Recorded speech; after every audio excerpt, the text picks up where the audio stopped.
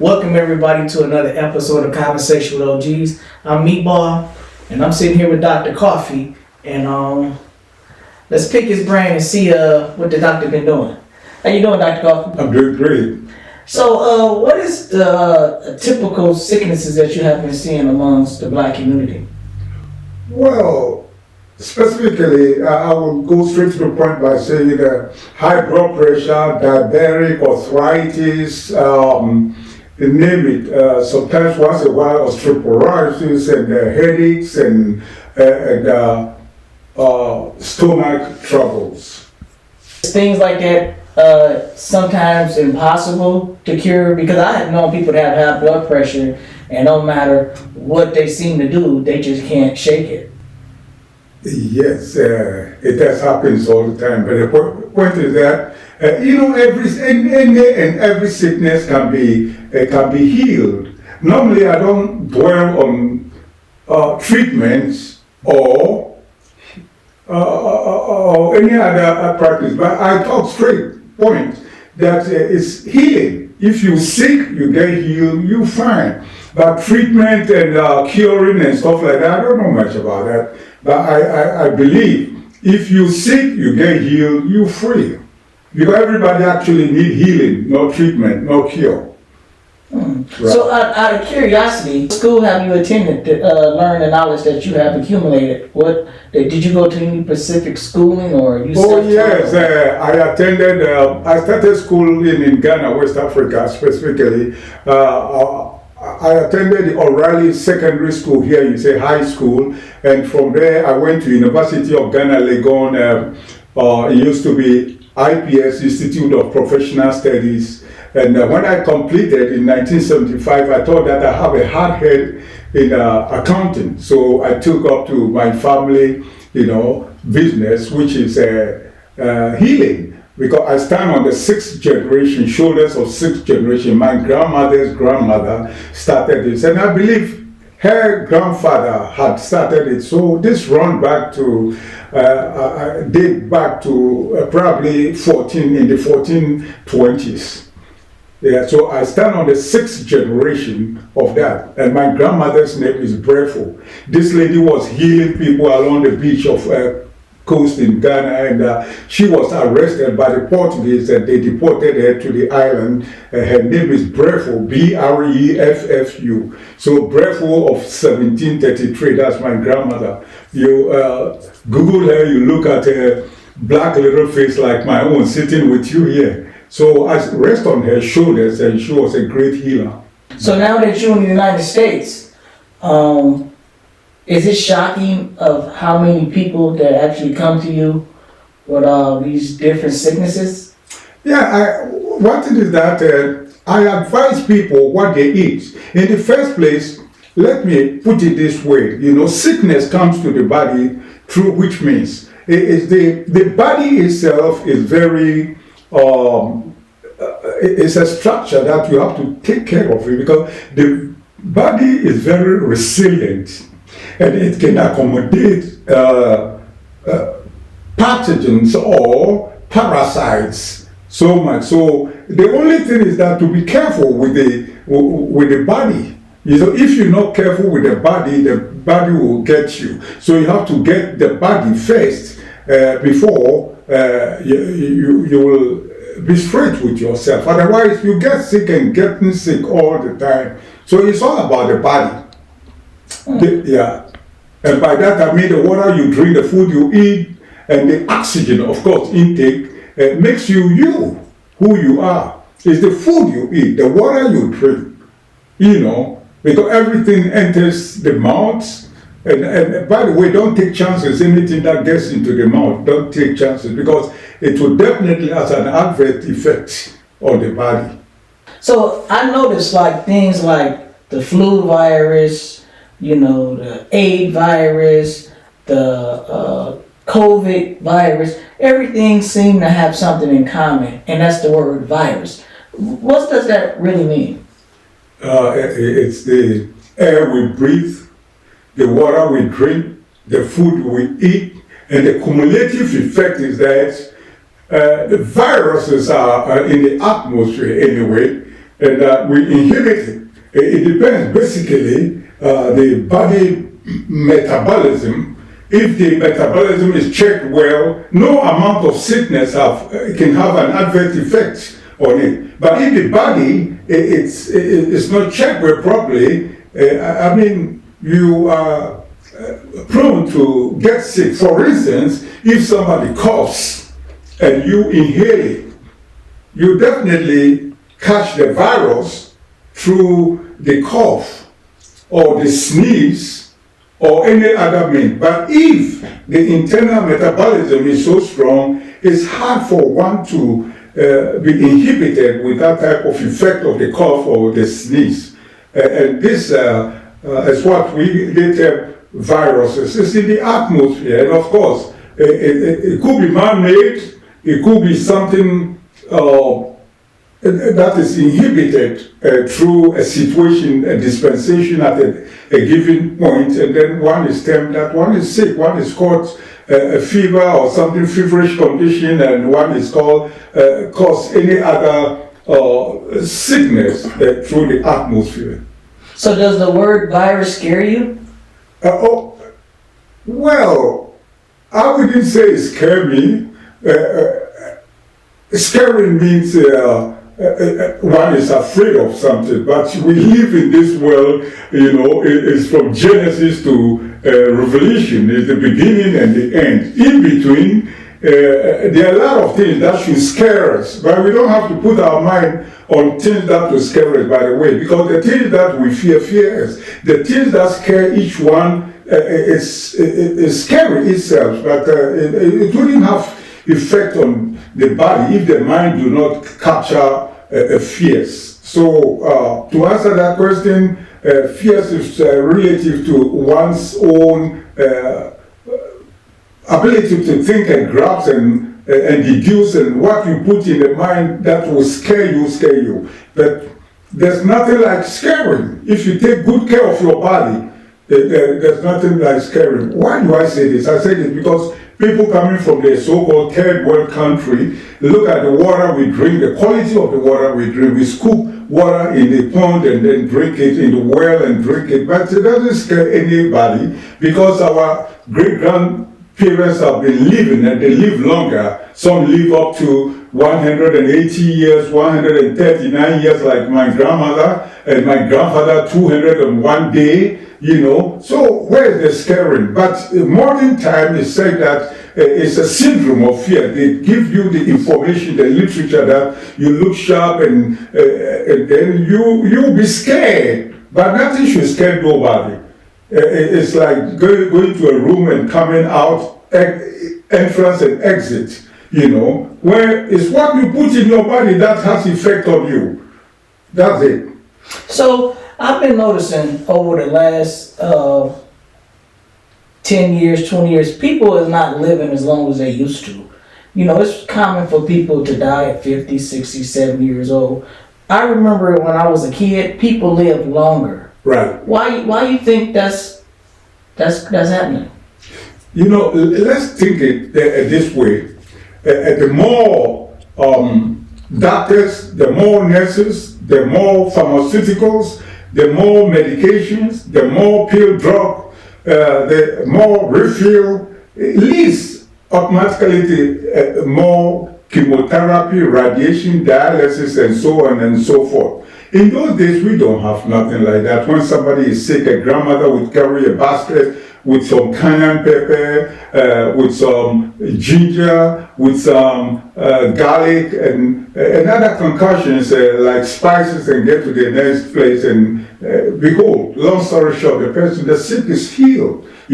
But this time it's just like the more civilization, so-called, is the more introduction of certain things that we don't even need in the body. You just look around what is going on. You get to a pharmacy and there are a lot of medications, pill, drug, and stuff like that we don't need. And let me bring your mind to a fact that you and me sitting here, we are natural beings. We are not synthetic. We are not artificial. We are not glass, or we're not ceramic, or we are natural beings, we are spiritual beings. And God, in His infinite wisdom, created man like this.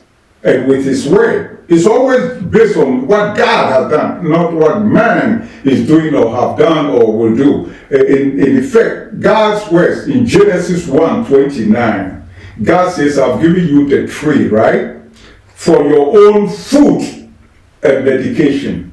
So when we fall sick, we have to tend to what God has given us, not what man is giving us. The man will give us pill, drug, pharmaceutical, refill, over-the-counter medication, name them. And man will give us things that we don't, the body does not have any benefit, no inhibiting in the body, by the way. But God said food. Now, the roots, the bark, the seed, the leaves, the fruits, in that the components of what God is giving us, by its own cumulative effect, is a heal. Because God, from God's own mouth, He said, I have given you. Just imagine, put weight on a word like that. I have given you. He created the world by His word. Let there be, and behold, there was. So how can we skip God's wise way and go to man's destructive way? So we have to look up to what God has said, not what man is doing or has done. So are you basically saying most of our sickness is coming from the food that we eat? Basically, yes. The food that we eat, the water that we drink, the atmospheric pressure on us, and of course, you mentioned about scary, and then the syndrome of fear that mankind will let somebody inhibit, will shrink you to thinking that, oh, you're getting sick, you're getting sick. As a man thinketh, so he is. And then you really get sick, you know. So it's all about the power of words. It's all about getting shrunk because something is done. How many people are in Africa that are going through situations that one will think, oh, these people are living a primitive life, why wouldn't they die? Or no, God in His infinite wisdom created man by His own image, by His own wisdom. You can't outwit it, you can't thwart it, you can't go beyond it, over it, above it. No. You see, and His mercy endureth forever. But we don't have the emotional component for getting people well. This is what we should be mindful of. We should be very careful. The more pills, the more prescriptions, the more a lot of stuff that we don't even need to accommodate in our system brings sickness by itself in the first place. You don't even have to think about it. Just like we said, in the past, people were not getting sick relatively, comparatively these days. You're right, because how many things, when we open our mouths, how many donuts we eat, and which contains sugar. And sugar by itself is not even good, healthy for us, you know. It has a lot of things that when it gets into the body, it doesn't help us in any way. I got a question. Right. See, I'm one of them guys. It's hard to cut the sweets. So, is it some type of substitute that you can, like a sweet substitute that you can eat that is not going to be as bad as sugar?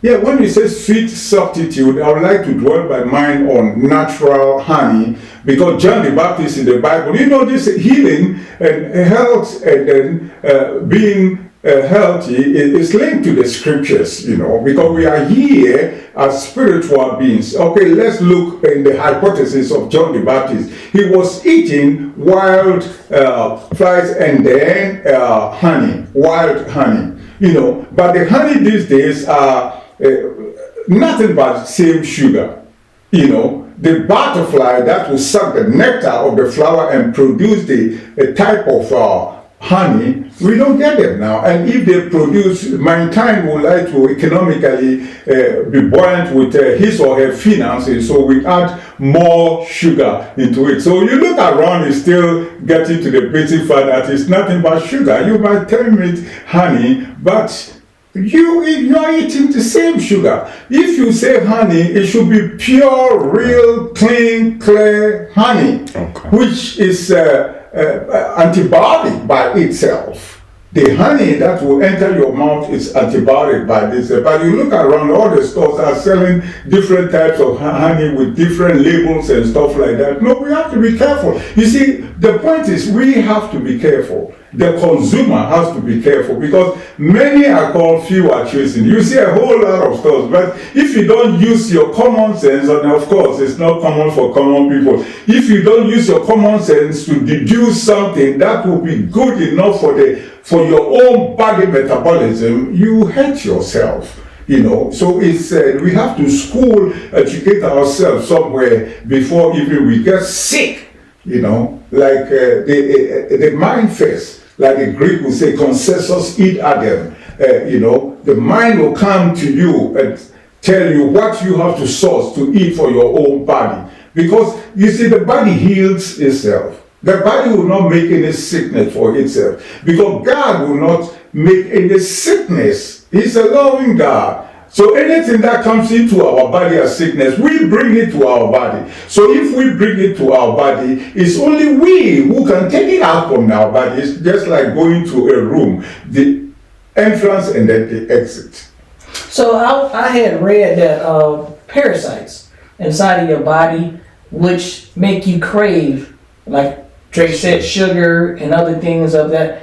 How difficult is it to get those parasites out of your body? Very interesting, to get not only parasites in your body, but any other thing that we don't even know that is in the body. We don't even have names for them. We can't quantify the number of parasites in our body. We cannot discover, the scientists have not even discovered most of the sicknesses that inhibit the body. They can get to the moon and zoom a dime on the ground and pick it. But when it comes to the human body, you're talking something spiritual.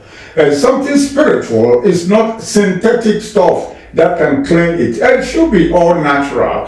And to take parasites from your body, of course, you have to clean the body, you have to detox the body, you have to reduce the pressure in the anatomy, in the stomach, with natural stuff. Natural stuff, for instance, I can mention a product to you, which of course only few people understand that in the world. It's called ancient seed or miracle seed. Just tiny little seed. You chew it and you detox. You don't need all this fanciful, colossal, anything from the sky. No, you don't need that. We do not need that. We put a lot of toxins in our body by itself and attempting to reducing toxins, parasites from our body. We really put rather parasites in our bodies. For instance, there are a lot of things I cannot mention. For what reason, you and me know. The world wouldn't like our mouths to mention that. But that is what will heal us. That is what will get us better. I'm not talking about treatment or cure. I'm talking about healing. If you want healing, you have to look at the natural aspect of affairs. But you want treatment or cure, of course, you and me can be overnight doctors and treat and cure people. We don't need that. Everybody needs comfort. Dr. Kofi, I got a question for you. Right. I read somewhere that people believe sickness comes from the stomach. Do you believe that? Sickness comes from anywhere where a parasite can reside. Sickness comes from the brain. Sickness comes from what you eat, what you put in. Sickness comes from connection with one another. Sickness comes from, for instance, if somebody has a sickness like cancer, it's an immune system. it cannot be transferred to nobody. So how can one walking freely get a cancer? No. If you mention a sickness like herpes, herpes comes from the connectivity with somebody. It's a fluid, a transfer of a fluid. It comes through sex. It comes through maybe using the same cup or spoon or whatever it is, and then eventually you get the parasites which will develop in the body. It gets to the pancreas, you got problem there. It gets to the liver, of course, the liver can be cut and then grow back again. And then eventually it mixes with the blood, and it comes from various other things. And when it comes to the kidney, one got problem. You have, if you have a kidney problem, you have a problem because the food we eat, the water we drink, and the oxygen, they are components that gets into the blood, and the blood really develops in the bone. In the bone, there's a gel-like substance called bone marrow. It's just like aloe vera. The water we drink, the food we eat, the oxygen intake, it gets to the aloe vera, and then it churns like machine and splash off the blood in the bone. It's called iris of pellets. And this iris of pellets find its way dash into the body. Many times, if you ask people how do the blood gets into the body, they don't know. They don't know. That doesn't mean they are ignorant. They just don't know. So you have to study the body and know what and how the body works. When you know how the body works, you'll be better able to heal your own body. Just like I said, the body heals itself. It's not the plaster you put, it's not it's nothing. It's just simple as that. So the body, to answer your question, sickness doesn't reside mainly in the stomach, because the stomach itself, the pancreatic juice alone can restrict on the food that we eat and then kill a lot of parasites,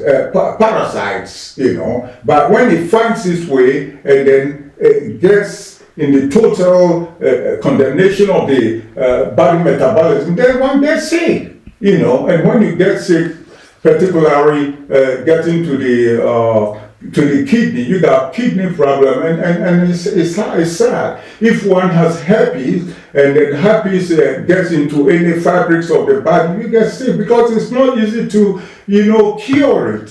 And you don't fool around by saying you are going to treat it, or no. If you treat it, it's just like writing something and put an eraser. You erase it a little bit. What if when it comes back, and it comes back with a revenge, and you wouldn't like it. It makes you feel uncomfortable. Everything comes from the tree, as God has said. If you know how to solve the medication, natural medication from the plant, you'll be better able to understand how to heal yourself. I had read they did an interview, and they were saying actually like 40% of the Americans have a form of herpes.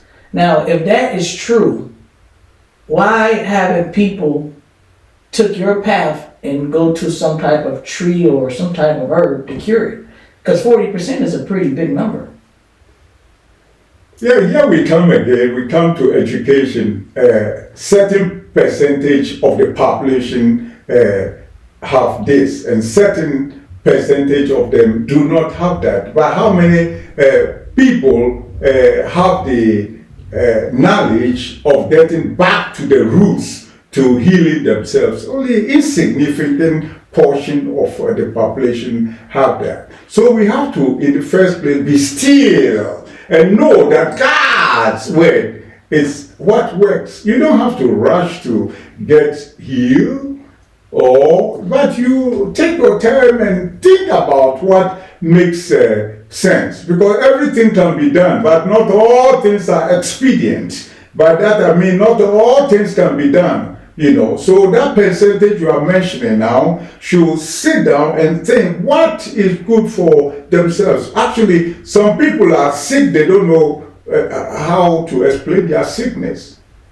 For instance, it doesn't really matter if one is obese, one is big to lose weight. Some are big bone. They leave them alone. They don't need to. They are not compacted. If you are not compacted, you don't lose weight. And some people can be skinny, as myself, and then keep on fasting, but probably they are contaminated. So they need to clean up. So do you think obesity is a sickness? Oh no, not necessarily so. It's a big bone. That is the formation, that's the matrix of his bone structure or her bone structure. It doesn't mean sickness. But obesity, that you feel you cannot even breathe. Your stomach is so overloaded and stuff like you can't sleep well. You have sleep disorder. You can act well. Before you talk, you breathe in and out, and it's hard for you to catch your breath and stuff like that. Is sickness, because there's something that is not good. You cough and everything is flown out around you. That is sickness. You cannot look straight, you cannot talk well, you cannot sleep well, you cannot walk well, little distances in walk, you get tired, you feel like dying. That is sickness. Sickness does not only resides in the body. Sickness is everywhere. It can be from the brain, it can be from the eyes, the ears, the mouth. It's an entrance of pathogen that they find their way, parasitical stuff, find their way into the body. They're called sickness. That is it. So over the last 5 years that you've been studying in Detroit, what is the most common sicknesses that you have seen here? Oh, well, normally you see people walking around shaking, people sneezing, people vomiting, people holding their stomach, their belly, or people holding their head.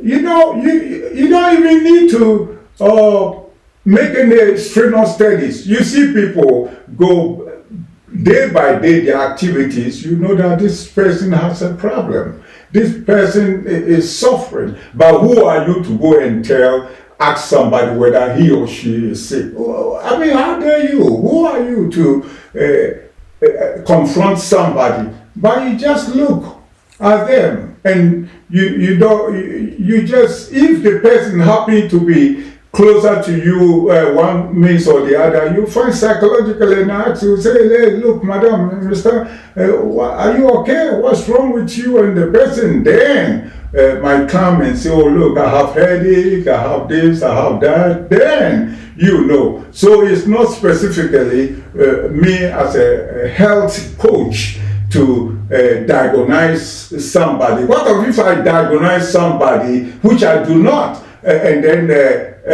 any diagnosis, you have a prognosis. Okay, I diagnose something, or somebody diagnoses somebody, or a doctor diagnoses somebody. The doctor must have a prognosis to what is going to happen. The diagnosis is what is going on with you and what you got and stuff like that. And the end of it is what is going to happen after all. Because it's Alpha and Omega, the beginning and the end. And the interim is the healing, is the treatment, the cure. So if you cannot curse or bless, you don't curse. If you don't, it's very delicate. One has to be very careful. You just don't get to talk anyhow, go to the media and give the false information, this, that. Most of the information that comes out, the people that the information are coming from their mouth, they don't even know. Like I said, the body is very resilient and it can accommodate pathogen for quite a long time. The body is stubborn. And the body communicates itself. And the body, the body is something for that one cannot explain it. And sometimes I think about it this way, that somebody goes to the hospital and say, oh doctor, I got a headache and stuff like that, and thank God for doctors that they will diagnose you and say this, that, and that. No, the point is that the people who are sick do not even know what is wrong with them. Many people who walk about, they don't really truly know they're sick. This is the problem. This is the dilemma. This is the catch. They don't really know. They don't feel well, but they cannot explain to you why they don't feel well. They probably might have forgotten what they ate some hours ago. That is having adverse effect on them and stuff like that. So it's something that need prayerful approach more than just waxing a mouth and say, you got this, you got that. Okay, if you got it, then how do you go about it to get rid of it?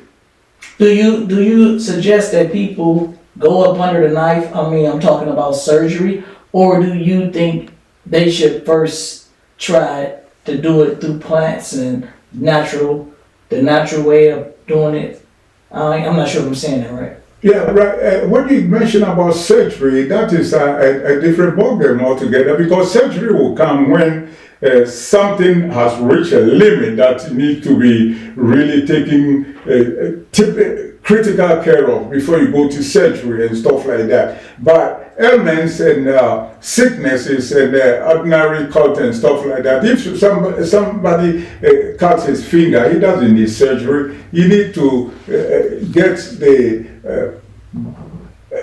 what is cut fixed together and put a bandage, a plaster or stuff like that. Use some iodine depending on where the cut is, and the person will be free. If somebody kicks his feet somewhere, there's a hurt and stuff like that, maybe eventually there will be blood stain there and stuff like that. So stuff like that, you have to maybe soak it in water and then get it, straighten up for the water to melt off, like arnica, later in hot water, later in cold water. Cold, hard condition takes pains away and stuff like that. But when you talk about surgery, it's a different thing altogether. And people should be well educated and well advanced in doing surgery. It's a serious matter. You had hinted on water. You were saying, people had drunk water from streams with their hand. Now we have water stations. We have different places to get water. Do you have a suggestion on what type of balance should your water be? Oh, yeah. Normally,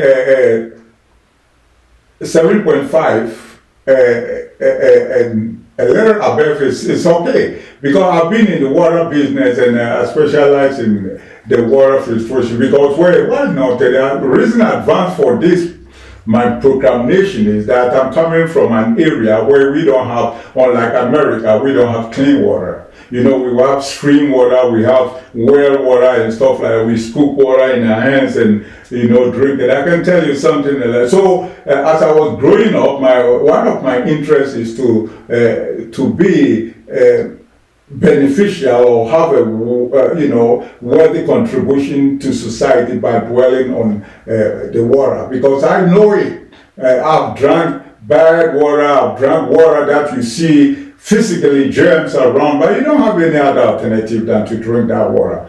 And I wouldn't like my children, my grandchildren, my friends and their neighbors to drink that type of water. That type of water, you can't find it in the United States. You can get some water right now, like in Burkina Faso and stuff like that. There people have gone through a lot of bad drinking water, like Nigeria, like Guinea, like Liberia, war-torn areas and stuff like that. Places that I've been to, like in Gambia, Senegal, name it. Like in South Africa, Cyprus and other places, you can get real bad contaminated water, but this is a situation where one is thirsty. One has no alternative but to drink that water. So, by the grace of God, I will do my best to get water that will get into the body, and the body will be like, I'm satisfied. That's why it takes my interest in, dwelling on the water. Well, I remember you had told me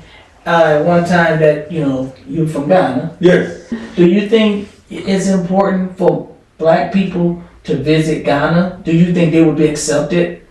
Because I have been told people in Africa don't like Africans that look like me. That's what I've been told.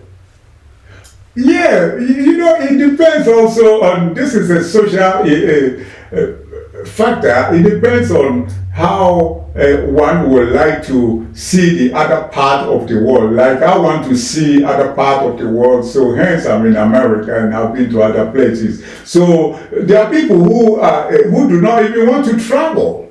There are people who live in the west side of Detroit who do not even know the east side of Detroit.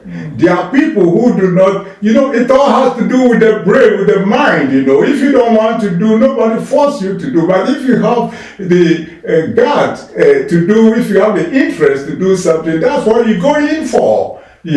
So if you want to explore other part of the world, well, fine, good luck, and then you see the real benefit in the two disparities of the states, of the nation, of the world, and then you can make an absolute, decision about where you feel comfortable or convenient to see or to be or regularly to visit and stuff like that. So that's a universal thing. So you had noted that sickness comes from what you put in your mouth. Right. So we're talking about food, in some cases even people. Right. So what foods do you suggest that people should probably stay away from besides sugar, of course? Oh, right. Oh, okay. When you talk about food, actually, I want you to pay attention to what I'm going to say. A product like baobab powder is for energy. A product like moringa is for nutrition. A product like cocoa butter, shea butter, outwardly is good for the skin because the skin is the largest organ of the body. If you talk about sea moss, it generally cuts across every spectrum of nutrition. Let's talk about something like coconut oil. Coconut oil is good in many aspects of the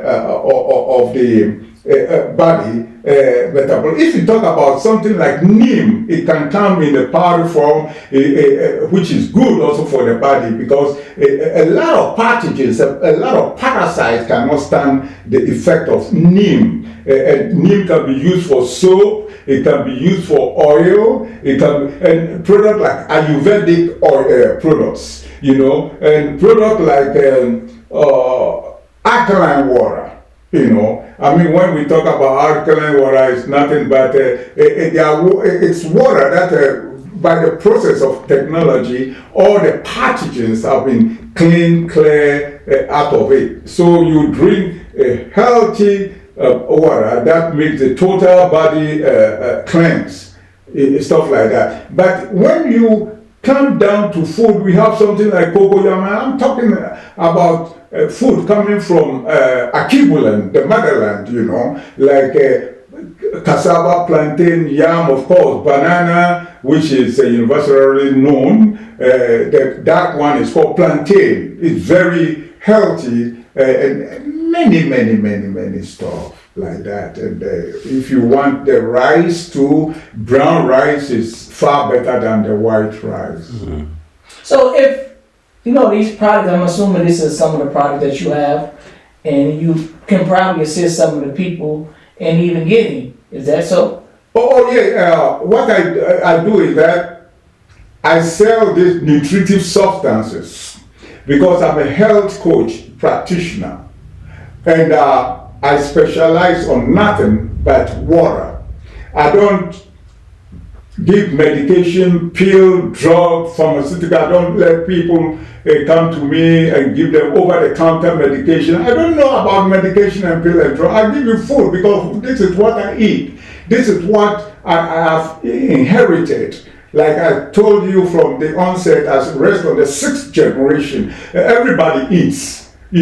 So I give food. I sell baba, I sell moringa, I sell neem, I sell Ayurvedic products like name it, ashwagandha, products that are nutritive substances. They are all food.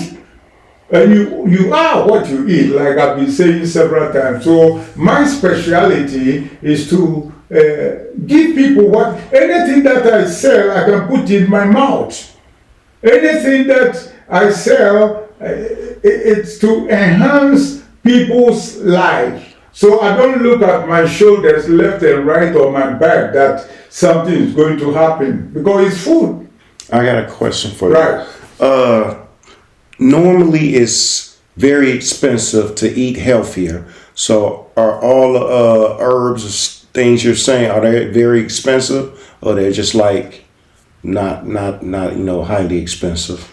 Actually, specialization is what commensurates with the individual body. It's individualism. Sometimes plantain might not be good for me, and sometimes it might be good for you.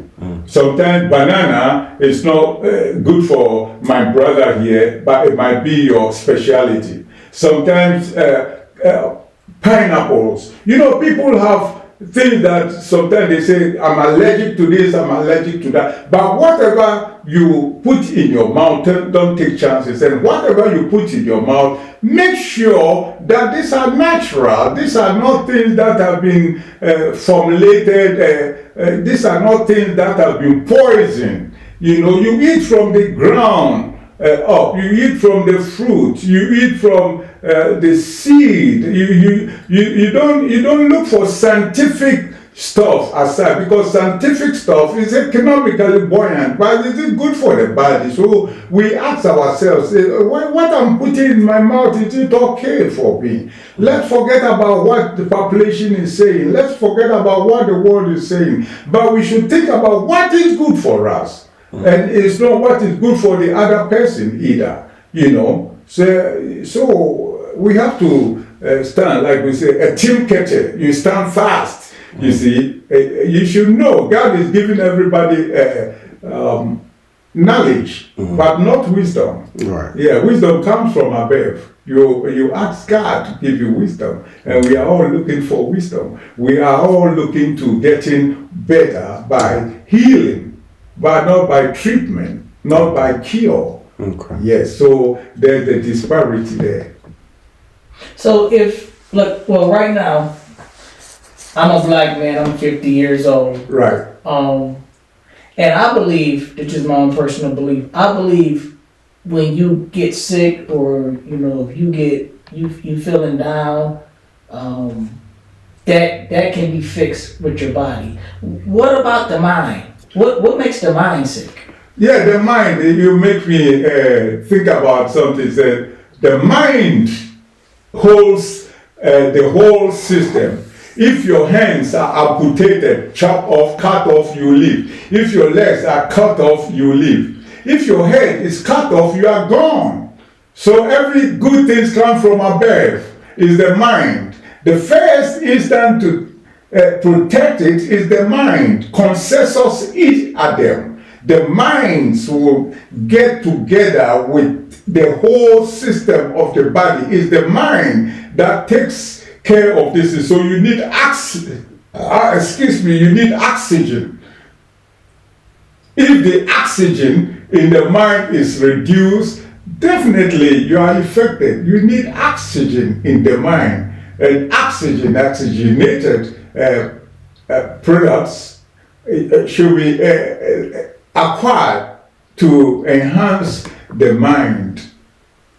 So you get oxygen through the air, and through your water, right? Oh yeah. It's water itself has the oxygen in it, hydrogen and stuff like that, and so the more water you drink, and of course it has to have a limitation, because it's the more your mind flows, and the water itself helps to regulate all the food that we eat. If you don't drink water, that will contain all this oxygen and stuff like that. You find yourself that you are bloated, you are contaminated, and you are depressed in a way. But when water gets into your body, you see how vibrant you are.